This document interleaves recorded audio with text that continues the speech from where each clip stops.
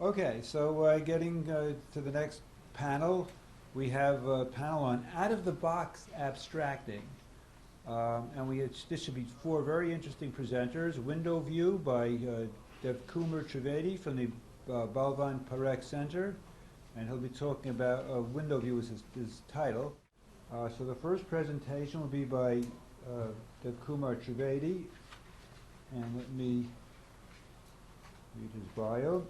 Devkumar Trivedi is a widely experienced and traveled policymaker, former secretary to the government of Delhi, administrator, artist, and academician.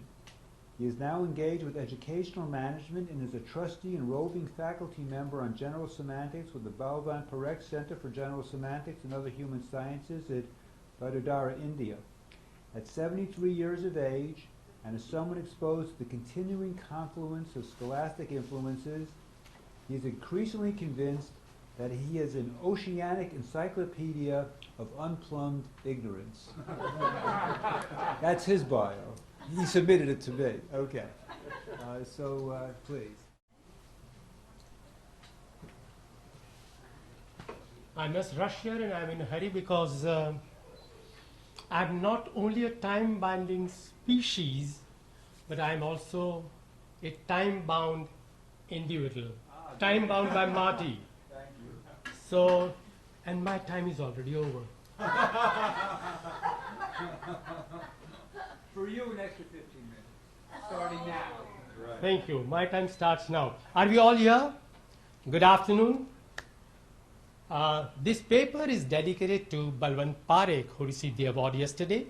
The title of the paper is Window View. This is an interesting account of the kind of work that we have been doing. About a year ago, while conducting a workshop, I gave three options right at the beginning. I said, first of all, do you want a sesquipedalian, prolix, pedagogic, pretentious presentation?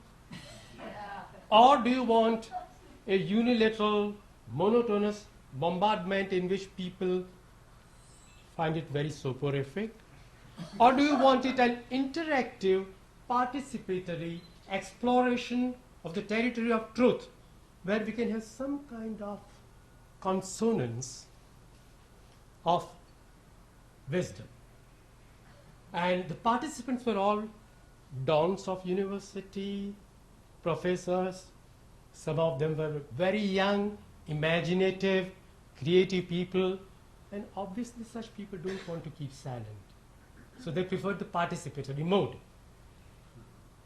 So then I said, well, you are all imaginative people, very creative people, so I do not need any educational equipment or educational aid to teach you anything. Close your eyes, start imagining, and tell me what is your window view. Close your eyes and tell me what's your window view. And I was unleashing their imagination. And then I said, give me your responses with closed eyes. And the responses started coming fast and thick. Sunrise on the horizon, a bookstore downtown, hills and clouds, green fields, a river in spate, tropical forests. They were all beautiful, but they were all in one direction. They all spoke about nature and nothing else. So I said, okay, see something more. Still in one direction, they were looking out. Somebody said skyscraper, somebody said McDonald's, and whatnot. And for changing direction, I said, look here.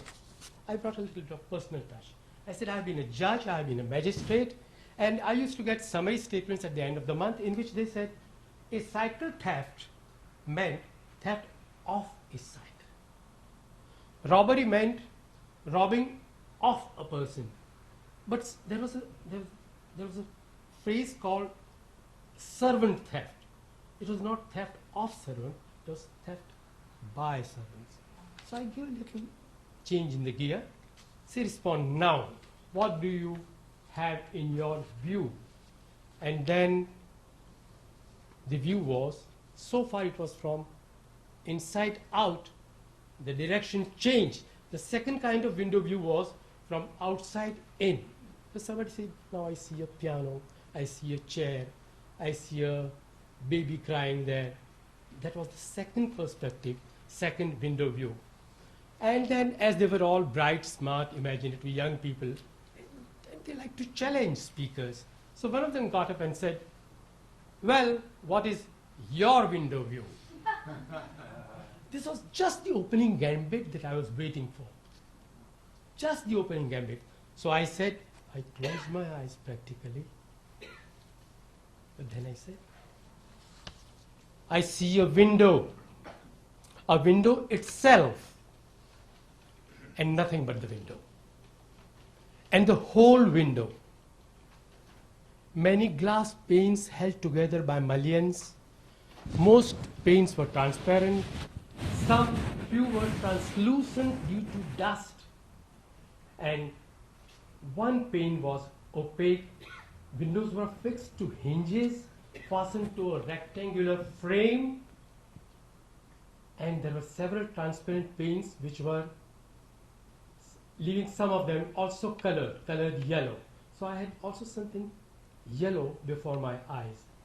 There were Venetian blinds, they were open, windows were slightly ajar, and through which I saw a blue-colored vertical strip. This is one window. I continued to look, neither from inside out, nor from outside in, but at the window. Just as the world view means your view of the world, my window view is my view of the window. Not inside out, not outside in. And then I went further. Now I see many windows. Not one, but many windows. A French window gives a top to bottom full view. A dormer window in the roof gives a different perspective altogether. A bay window allows wider sidereal view. A lancet window has a beautiful stained glass pattern. And a rose window provides a circular view of a profusion of colors and shapes.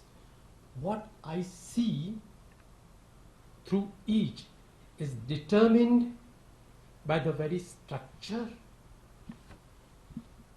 location, and nature of a window. That's my window view. So whatever I view cannot be fully comprehended.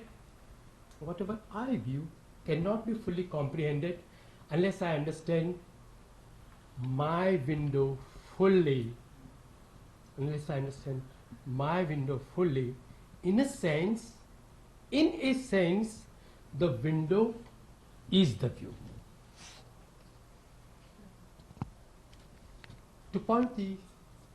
To drive the point hard further, I took up a photograph of Albert Einstein and I said, tell me, what are your responses to this? Now, widely different interests and responses can be received from various kinds of. Now that I had illustrated the differences in window structures themselves, and I sort of called myself a window, then I said, what are the different kinds of perspective? Now, a barber in Burkina Faso, looking at Einstein's photograph, did not know a thing about him, but was fascinated by a unique hairstyle, which he wanted to learn. An Iranian actor was deeply impressed by the noticeable furrows in his forehead and practiced it before mirror. How can I get it as an actor? And then to a Chinese painter, his deep set eyes were of great interest and he wanted to paint them. To an Israeli citizen, he was an icon, and to a scientist at Princeton University, he was inspiration for his research work. So, each person, like each window, had a different structure, different educational, cultural, psychological makeup, which determined and restricted his response to the same object. Whether a person looks at the objective, impersonal world out there, or he introspects and examines his own personal inner world, thoughts, feelings, motives, likes, dislikes, he cannot fully comprehend them until he understands fully the fundamental instrument for all such gatherings. And this, to begin with, therefore, it is necessary to know this window, this structure of humans through which all is imbibed. This undoubtedly is a very complex, and I am using a long phrase here with hyphenated joints. This complex structure is a neuro, percepto, physio, linguo, psycho, socio, axio structure. This is the apparatus. And we must all understand this apparatus.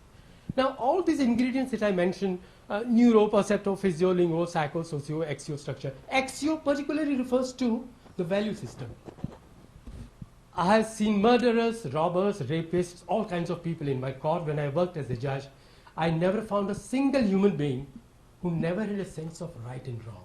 You may agree with them, you may not agree with them, but a sense of right and wrong each person had. So this axio system, axiology, values, each person has some set of values, which is again a part of the total evaluation mechanism that we have. So I dilated thereafter upon each of these salient features of this complex statement that I made, hyphenated, long. But then most of the participants belong to the English language and literature category, some of them to philosophy, by and large, 90% about English language and literature. So I thought I would dilate more upon English language and literature aspect. So of this neuro, percepto, socio, axio, etc., I said I would just concentrate upon linguo part of it, and then the next section I call it lexical laxity, how words can be misused or used loosely, and then mention a few symptoms about how firstly words have many meanings, they are polysemous. I need not give examples here, you are all very familiar with them. Secondly, I see the very structure of the language, the subject-predicate relationship, and how it restricts our understanding and hinders evaluation. So from the bipolarism of subject and predicate to me, John appears smart. So it becomes tripolar. To me, once the moment you bring in me, the structure of the sentence, the process of evaluation, it becomes more refined and sophisticated. Then thirdly, I said that words are used in a sentence by creating muddled questions. And a few examples, words such as cause, create and construct are loosely used interchangeably. What caused birth of the earth has a very different import from the question who created the earth. Cause is more of a scientific concept, demonstrable in experiments and evidence. Create implies imagination, insight, imagining the whole. When Rodin sculpted the thinker, he had the insight. The total was before him at that time. And when he used the word construct, the Eiffel Tower was constructed, and construction, so causation, creation, construction, three different words having three different shades altogether. If one is used in the context of another, it will be a kind of misuse. Fourthly, and this is interesting, some words lend credibility and sanctity from their roots. Now, because biology, physiology, zoology, entomology are established sciences, any word ending with ology invokes instant respect in many people. Again, a misuse of the word. Thus, jumpology, the way you jump and come down, there is a science of jumpology. 40 years ago, I saw photographs of eminent intellectuals of USA in a magazine called Life, and they all jumped in different positions, and there was character reading in it, and all sorts of things. So you have jumpology, partology, how you part your head. It indicates your character, you know. Then you have shadowlogy, astrology, numerology, and they are all sanctified because they come with the ology, tail behind them. When scientific terms such as field, force, quantum, molecular, these words are added, then they further lend respectability to shadowlogy, jumpology, pathology, and so on and so forth. Fifthly, conceptual cobwebs are created. Concepts such as ghost, mind, luck, destiny, misleading. This was lexical laxity. Next section I am coming to is semantic situation. This is interesting. We are all familiar with semantic reaction. And in semantic reaction, we refer to how we totally respond. But to that, there is a context. There has to be semantic situation to which there is a semantic reaction. And so it's necessary to stress the semantic situation also and the constant factors, not the variables so much, but the constant factors in semantic situation. To briefly mention about them, there is a context to everything, which the more we know, the more we understand. First part. Secondly, the structure of this instrument, neuro, axio, physio, etc. Each personality is brought up differently. In fact, as we are aware, even identical twins born with same genetic stock, in course of their experience and progression in life, if one is brought up in Russia and another brought up in China, they will have different wiring connections in the brain. Their neurologies will differ. So even identical twins do not have the same kind of thing, same kind of personality. They have different personalities. So the structure of a personality is determined by all these factors, which needs to be taken note of. Thirdly, interpretations by different people of spoken words, sentences, what you read, all that. Yes. And next section is called categorical imperative. And I said that there are chemical imperatives of teenagers, we are all aware of. Then there is the categorical imperative that Immanuel Kant spoke of, the moral aspect, the chemical aspect of the body. But third, it's very interesting in the context of GS, is the categorical imperative. We tend to put everything into categories. This category, that category, this label, that label. So that categorical imperative is something which we need to cure ourselves to the degree possible. And lastly, I say, this section is called the Tower of Label. We are all familiar with the structural differential model of Korzybski. We know event level and then object level and then name level and description level and so on and so forth. The model runs from top to down. At each and every level, we are giving some label or the other. And I feel that if you invert the model, it becomes like the Tower of Babel. It becomes the Tower of Labels. And in the Tower of Label, the more you go up, the more you go away from the land. So, from wordscape, we have to come down to the landscape. And maybe sanity will be a kind of leveling rather than more and more of labeling. These are a few thoughts. 3 minutes, you said? 1 minute. Noah's descendants wanted to reach heaven united in language, effectively communicating common purpose, and commenced building the Tower of Babel. So jealous gods came down to confound their speech and confuse them with socially by multiple incomprehensible languages. At the individual level, till date, confusion persists in the Tower of Labels. Wisdom and sanity tend to grow in proportion to one's awareness of one's ignorance. One's awareness of one's ignorance. The key is awareness. Awareness of labels. What we are aware of, we can be in control of. We can be in control of. What we are aware of, we can be in control of. What we are not aware of, is in control of us. After giving window views, views of, from and through this individual window. After giving the window views, the window now closes. With 30 seconds more, maybe some new windows have opened. Thank you. Thank you.